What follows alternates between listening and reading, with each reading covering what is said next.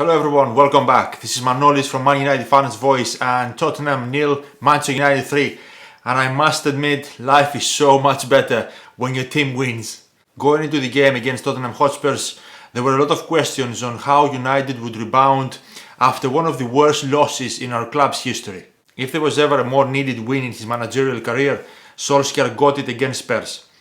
Change was almost forced upon him. After what happened last week against Liverpool, the same players and the same system was impossible. In a match that was said to be the first of Ole Gunnar Solskjær's 3-match last chance to save his job, he and his players went to London desperate for the 3 points. There were probably less changes than many would have wanted, but the changes were significant.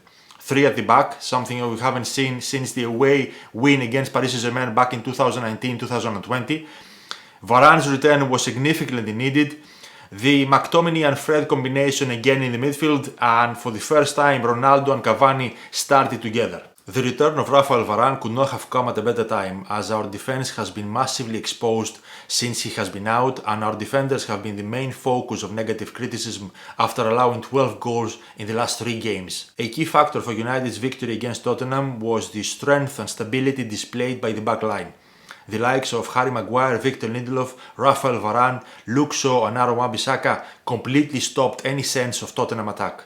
It was interesting to see how the defense set up both when we had the ball and when we didn't.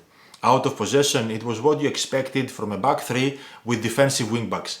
The 5 across the back meant that United no longer suffered from the issue of not being able to fill the half spaces and the wide positions at the same time. The lack of quality that Spurs showed in those positions helped United. But this was the most compact defensively Manchester United team I have seen in a very long time. During the game, Lindelof came very wide to allow 𝗟𝗡𝗏𝗏 to push forward. When that happened, the formation almost became a back 4 when United were in possession. And credit to 𝗟𝗏𝗏𝗏. He was everything he is usually criticized for. Calm in possession, instinctive and aggressive in attack. With the transition to a back 3, United's fullbacks were given the opportunity to advance with a bit more aggression. 𝗟𝗏𝗏𝗏 grabbed his opportunity with both hands and he put in a very positive performance. His continued forward progressions were a big problem for Tottenham's defense. I think it is very clear that Aaron is a confidence player. When he finds that confidence, he does fantastic things. He is extremely confident with his tackling.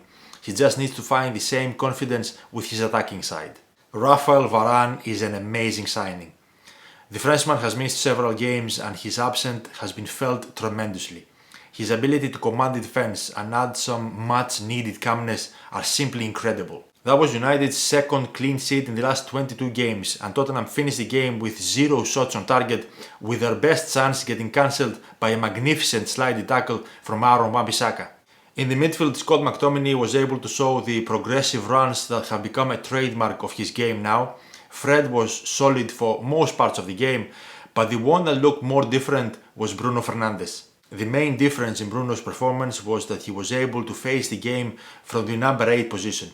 He was in the places we needed him to be.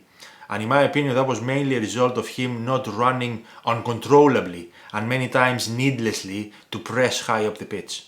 He was finally able to provide creativity from the midfield, and he was the catalyst for 2 Manchester United goals. The first goal displayed the class from our Portuguese duo, with Bruno Fernandes dropping the ball right on Ronaldo's boot and Cristiano finishing with a beautiful shot. McTominay's performance was praised by Solskjær. He was very impressive and his ability to carry the ball from defense to midfield was key. His ball distribution was almost perfect. He completed 95% of his passes and he almost won all of his midfield battles. A man of the match performance by Scott McTominay. It has become extremely tiring and boring listening to people analysing United's games and using the phrase individual brilliance nearly every single time United score a goal. Tiki-taka football is not the only type of systematic/tactical management. A moment of individual brilliance is the final piece of the jigsaw. All the passes and all the movements that end up in allowing the individually brilliant player to be in the position to express his individual brilliance are also an important part of the game. Listening to all the people using the individual brilliance phrase, you would think that what our players do is take the ball from the defense, dribble past all of the opposition players and score the goals. People need to stop using those 2 words for every single positive moment. The game against Tottenham was a very clear case of a job well done all over the pitch. United turned up with a clear plan and the players executed it very well. We definitely deserved the win. 3 very important points and something positive to build on. And we finally kept a clean sheet. Also, I think it was very clear that the players involved in that game have not turned against Ole. Of course, 1 or 2 fringe players are not happy with Solskjær, but that is not the case with the majority of the squad. You do not put in that performance and effort if you have turned against your manager. One of United's main problems this season is the forwards not tracking back enough and not helping enough defensively.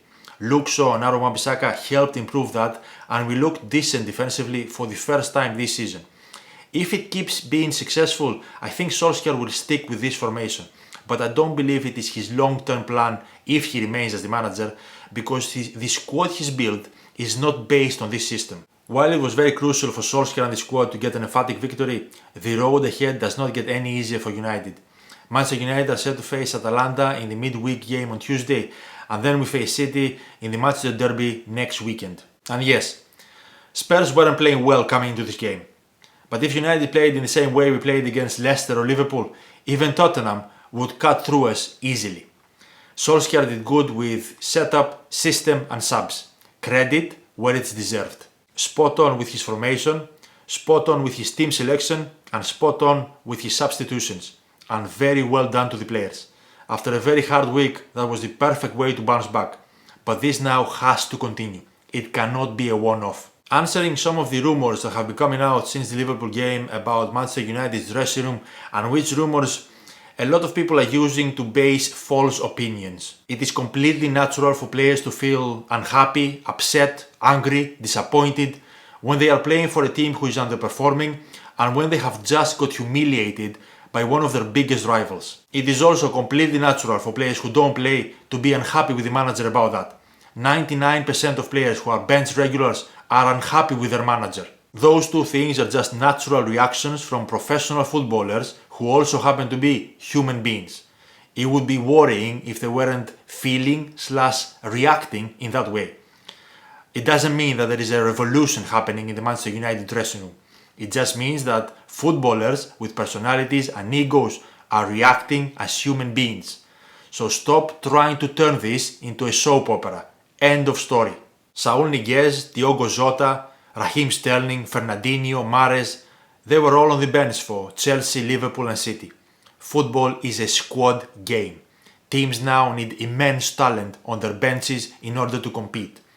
Why can't we just be happy that United won regardless of who was on the bench?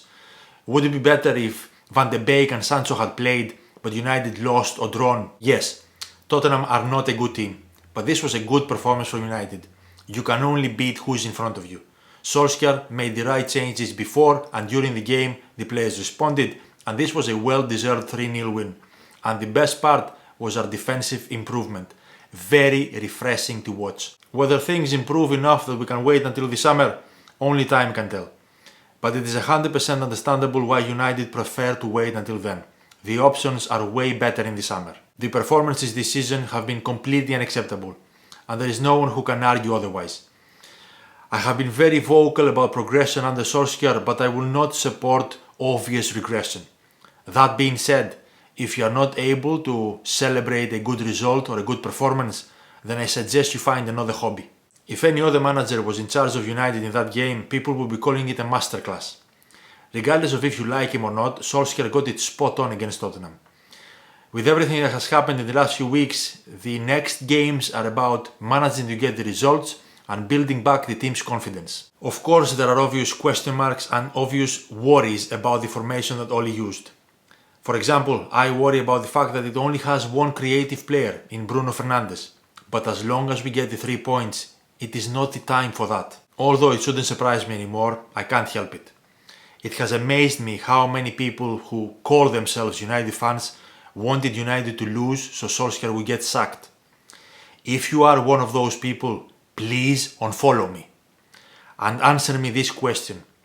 How many times does United need to lose so we can get rid of you? When times are tough, we get behind our club. That is our job as supporters.